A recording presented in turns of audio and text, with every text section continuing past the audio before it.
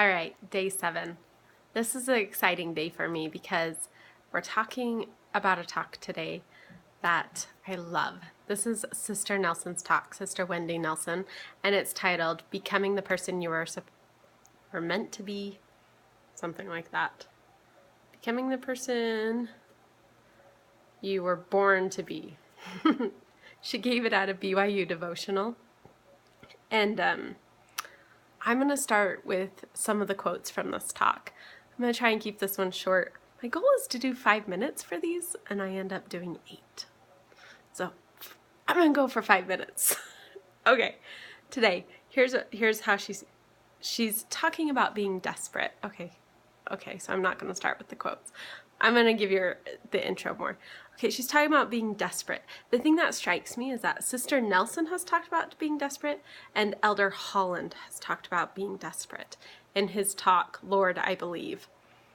And I find that interesting, that word desperate.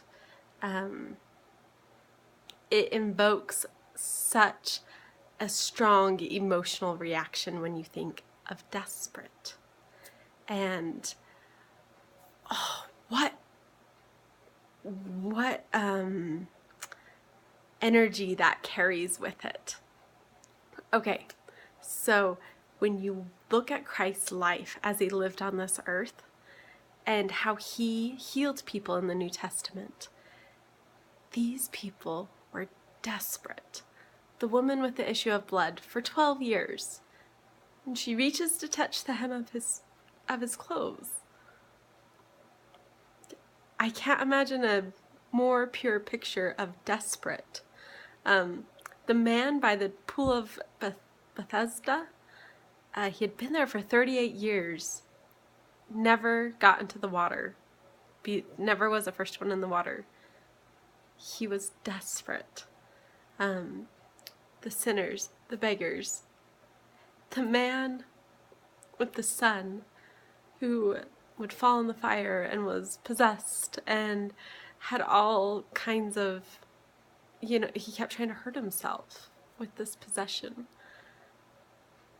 He was desperate. The widow of Nan and her son died. She was desperate.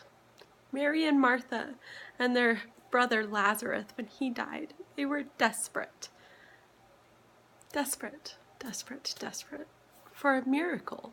For God to step in and provide this miracle.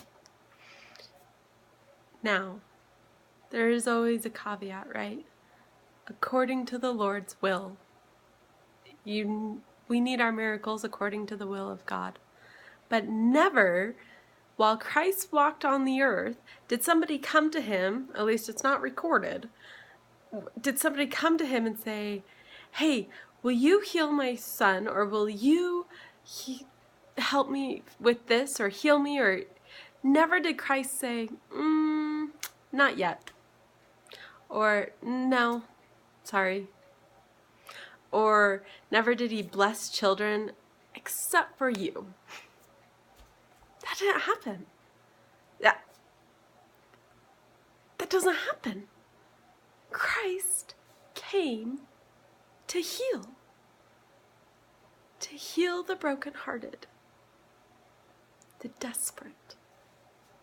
Because when we're desperate, we want it bad enough, and our hearts are broke open. So now I'm going to read these quotes by Sister Wendy Nelson. So she says, when we are desperate to become the people we were born to be, our vision changes. We will wake up from the spiritual amnesia the adversary so cleverly administers, and suddenly we see things about ourselves, others, and our lives we've never seen before. When we are desperate to be guided by heaven, we work harder than ever to tune into heaven.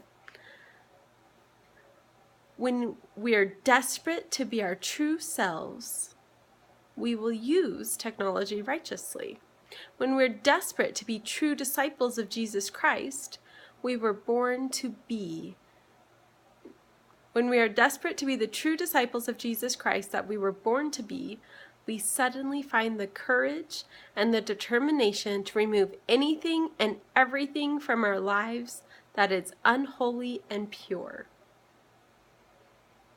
When we are desperate to grow into the people God needs us to be, we may realize that an unnecessary burden is holding us back.